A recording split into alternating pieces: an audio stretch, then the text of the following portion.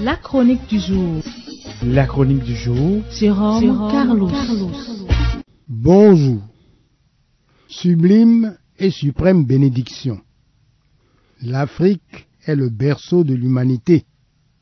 Cela veut dire que c'est sur notre continent qu'il a plu au ciel de semer le germe du premier être humain. Mais comment le premier de tous les continents s'est-il retrouvé au rang des derniers de classe? Par quelle alchimie le berceau de l'humanité s'est-il transmuté en poubelle du monde? Ce dont souffre l'Afrique depuis toujours a nom absence.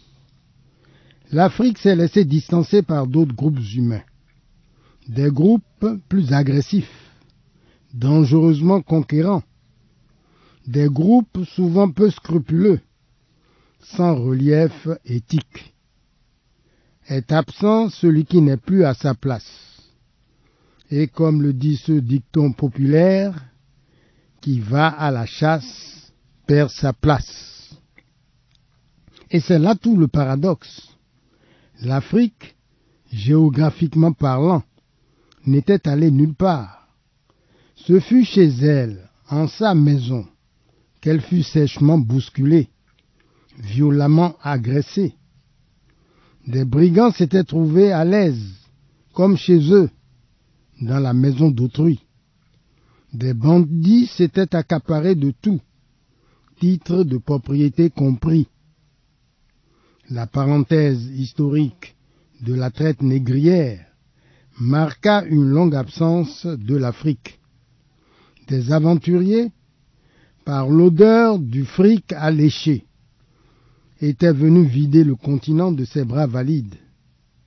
Ce fut une incroyable saignée. Des millions de nos frères et sœurs, de nos pères et mères, avaient été brutalement biffés de tout ordre humain, réduits au destin de simples marchandises.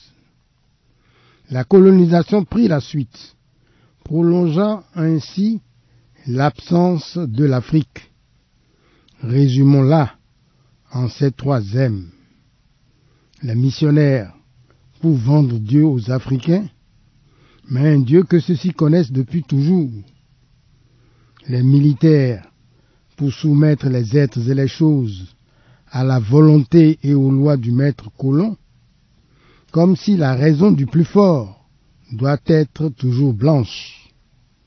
Les marchands enfin pour mettre nos pays en coupe réglée, après que ces pays furent transformés en des camps de travail pour nouveaux esclaves, taillables et corvéables à merci.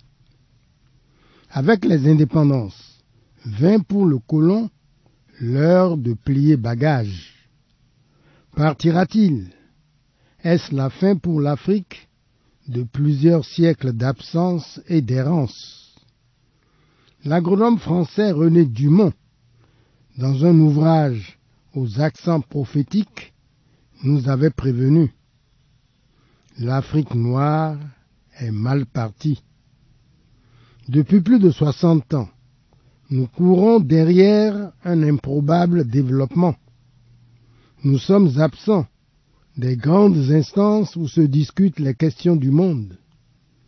Avec un poids humain de près d'1,5 milliard d'âmes, l'Afrique ne compte aucun membre permanent au Conseil de sécurité des Nations Unies. Il reste qu'en dépit de tout, l'espoir est permis. La restitution au Bénin de ces trésors royaux signe un retour de l'Afrique sur ses terres.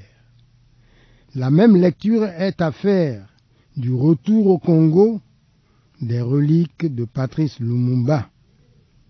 On peut le dire, quelque chose bouge, quelque chose est en marche. Il s'y ajoute le poids de la jeunesse africaine. Elle refuse de chausser les mêmes lunettes que les aînés. Mais le vrai retour, pour gommer une aussi longue absence, c'est le retour de l'Afrique sur elle-même, vers elle-même, au compte d'elle-même.